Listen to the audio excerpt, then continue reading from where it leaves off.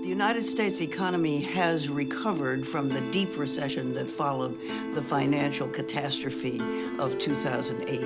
It's been a slow recovery, but it's quite steady and it is gathering momentum. The economy will be entering its sixth year of recovery. That's a long-lived recovery. While the first quarter was weak, growth appears to be continuing. That is good news. We do have an economic recovery underway, but it's quite incomplete. Not every American is participating in it, and we still have long-term structural problems, particularly fiscal problems, that will make it hard for the country to grow and share opportunity. There's still major work to do. Low-income people are not being caught up in the recovery. Their wages are lagging behind. Opportunity for moving up into better and more middle-class jobs is limited. We need to work on that. One of my major concerns for the U.S. economy is whether we'll be able to sustain economic mobility, which I think is one of the key foundations of the American economy, the idea that a child can rise up in the income distribution and contribute to society no matter where they started. As a society, we've got a big choice to make. Do we want to be about the past or the future? If we're serious about opportunity for the future, we have to get our fiscal house in order. If we're going to be a nation that invests in education, in training, in supporting work and opportunity, that's the big choice. We do have a lot of liabilities, an enormous amount of unfunded liabilities.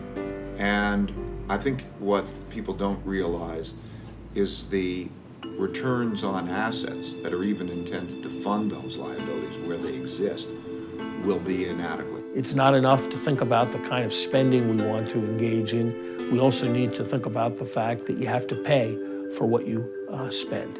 We are not going to be able to squeeze out growth in the future the way we have squeezed out growth in the past, because the existing high levels of indebtedness that exist creates the natural limitations to debt-financed growth. In many ways, an economy is built on a fiscal foundation.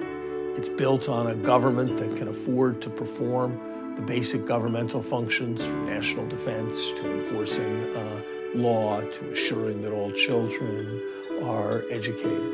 And so repairing that fiscal foundation, maintaining that fiscal foundation is always something of central importance. The problem facing the country in economic opportunity and the problem we face in long-term fiscal challenges are really like a coin with two sides. Unless and until we get our fiscal house in order, we will not have the resources as a society to make the investments we need to make in education, in training, and rewarding and supporting work that are critical for opportunity. We have to get our house in order to build a better house for the future. Once we have that in place, I think investing in improvements in opportunity will have long-term payoffs that will ultimately benefit the economy greatly and will be a key driver of economic growth in the long run. And those are reasons why the case for fiscal reform is a profoundly important one. More generally, if there is room in the budget, there is room to dream. If all of the revenues that we can expect 10 years out are spoken for and more, there's much less room to dream. Going from economics to just the way we all think, it's like our past crowding out our future. If we were to invest in the skills of our labor force and improving our infrastructure and do it in a fiscally responsible way so that we're not escalating our debt, the future would be quite golden. We'd see kids from low-income backgrounds regularly reaching solid middle-class jobs, dynamic cities with a lot of innovation, lots of access for kids from lower income backgrounds to move up in the income distribution.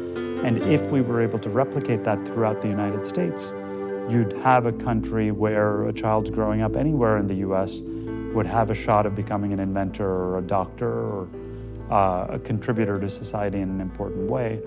We have an opportunity now to act on our fiscal challenges. We're well into the recovery, and the more gradually we do it, the easier it is to do.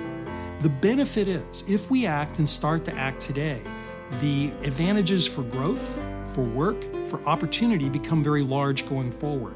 That's our future. We have an extraordinary opportunity to create opportunity.